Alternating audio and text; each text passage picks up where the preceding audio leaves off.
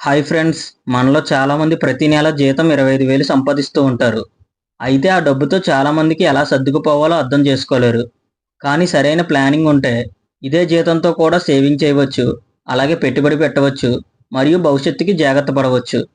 అయితే ఈ వీడియోలో 25,000 జీతంతోటి మీ నెలవారీ ఖర్చులను ఎలా ప్లాన్ చేసుకోవాలో స్పష్టంగా అంకెలతోటి మరియు ఉదాహరణలతోటి క్లియర్‌గా చెప్పబోతున్నాను.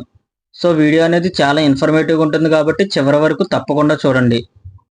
ఇంకా టాపిక్‌లోకి వస్తే first of all total salary split overview. అంటే మన దగ్గరున్న 25,000 జీతాన్ని ఈ క్రింది విధంగా విభజించుకోవాలి. ఇంకా నెంబర్ 1 చూసుకుంటే అవసరాలు అంటే నీడ్స్.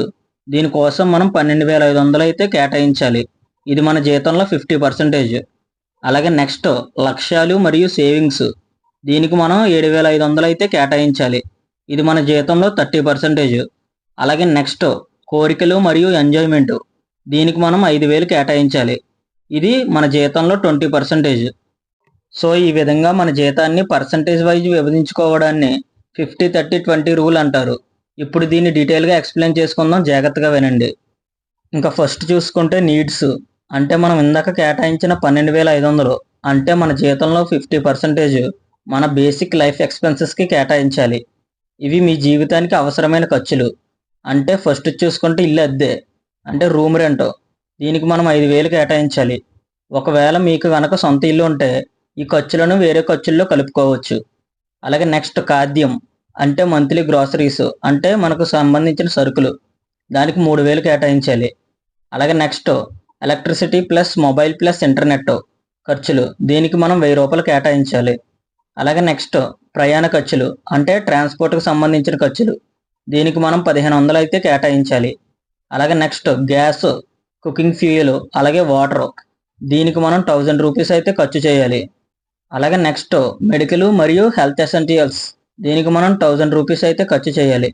సో ఓవరాల్గా మొత్తం ఖర్చు చూసుకుంటే 12,500. సో ఈ విధంగా మీ నీడ్స్ని ప్లాన్ చేసుకుని ఖర్చు చేస్తే మీ మనీ అనేది అడ్జస్ట్ అవుతుంది. సో ఓవరాల్గా ఇది మీరు బతకడానికి తప్పనిసరిగా ఖర్చు చేయాల్సిన మొత్తం. దీనికి మించిన ఖర్చులు కనుక మీరు చేశారంటే అది మీరు ఖచ్చితంగా లగ్జరీ లాగానే భావించాలి. సో దీన్ని దృష్టిలో ఉంచుకొని మీ నీడ్స్ని అనేది జాగ్రత్తగా ప్లాన్ చేసుకోండి. ఇంకా నెక్స్ట్ చూసుకుంటే సేవింగ్స్ మరియు ఇన్వెస్ట్మెంట్స్. అంటే మనం ఇందాక కేటాయించిన 7,500 అంటే మన జీతంలో 30% అయితే వీటికి కేటాయించాలి. సేవింగ్స్ లేకపోతే మన భవిష్యత్తు అనేది సురక్షితంగా ఉండదు. అందుకే ఈ 30% మొత్తాన్ని క్రింది విధంగా వాడాలి.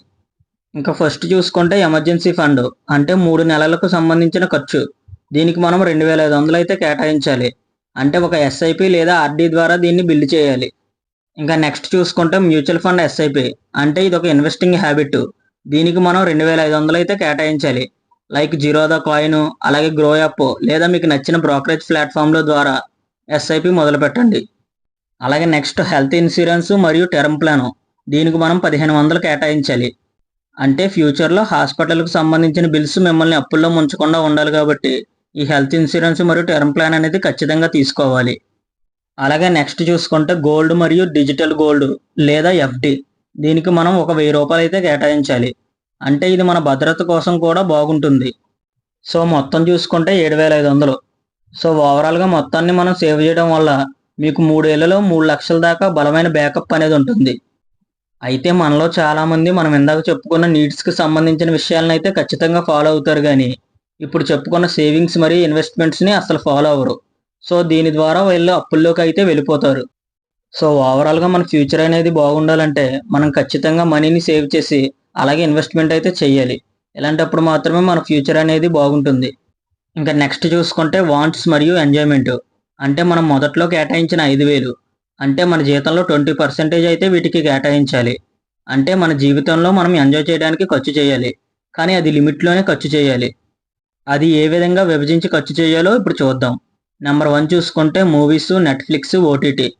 వీటి కోసం మనం ఒక 500 అయితే ఖర్చు చేయాలి. అలాగే నెక్స్ట్ డైనింగ్ అవుట్ మరియు ఫుడ్ డెలివరీ. అంటే దీనికోసం మనం ఒక 1,000 రూపీస్ అయితే కేటాయించాలి. అలాగే నెక్స్ట్ ట్రావెల్ మరియు ఫ్రెండ్స్ హ్యాంగ్ అవుట్. అంటే మనం సరదాగా బయటకు ట్రావెల్ చేసి ఫ్రెండ్స్తో హ్యాంగ్ అవుట్ అవ్వాలంటే దీనికి ఒక 1,000 రూపీస్ అయితే కేటాయించండి. అలాగే నెక్స్ట్ పర్సనల్ షాపింగ్. అంటే మీకు సంబంధించిన షాపింగ్స్ ఉంటాయి కదా, వాటి కోసం ఒక 1,500 అయితే కేటాయించండి.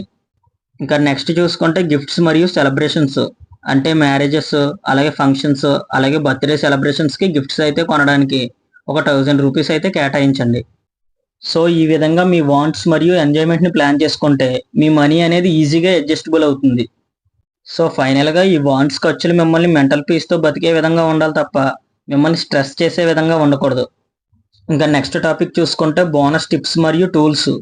ఫస్ట్ ఆఫ్ ఆల్ చూసుకుంటే బడ్జెట్ ప్లానింగ్ టూల్స్. స్పెండీ యాప్ మరియు వాల్నట్ యాప్ ఈ రెండు అనేవి ప్లే స్టోర్లో అవైలబుల్గా ఉంటాయి.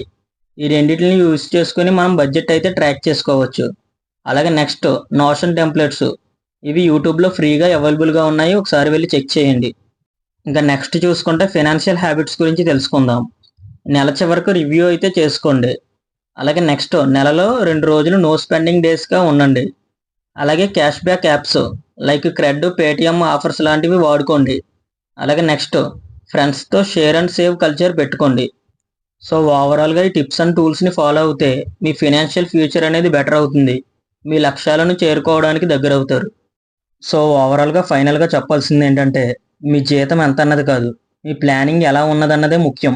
25,000 జీతంతో కొంతమంది జీవితాన్నే మార్చేస్తారు, మరికొందరు అప్పుల్లో కూరుకుపోతారు. మీకు సరైన బడ్జెట్ ప్లానింగ్ ఉంటే మీకు ధనం దాచుకునే అలవాటు అనేది ఏర్పడుతుంది. దాని ద్వారా మీ భవిష్యత్తు కోసం బలమైన బేస్ అనేది ఏర్పడుతుంది. సో ఇది ఫ్రెండ్స్ ఓవరాల్గా వీడియో. ఈ వీడియో మీకు యూస్ఫుల్ అయ్యింది అనుకుంటున్నాను. అలాగే ఈ వీడియోలో ఏమైనా మిస్టేక్స్ ఉంటే క్షమించండి. అలాగే మీరు ఏ విధంగా బడ్జెట్ ప్లానింగ్ చేసుకుంటున్నారో మీ ఒపీనియన్ని కామెంట్ సెక్షన్లో చెప్పండి. అలాగే వీడియో నచ్చితే లైక్ చేయండి, మీ ఫ్రెండ్స్ అండ్ ఫ్యామిలీ మెంబర్స్తో షేర్ చేయండి. ఇలాంటి మరిన్ని ఫైనాన్షియల్ అవేర్నెస్ వీడియోస్ కోసం మన ఛానల్ని సబ్స్క్రైబ్ చేసుకోండి. Thank you for watching.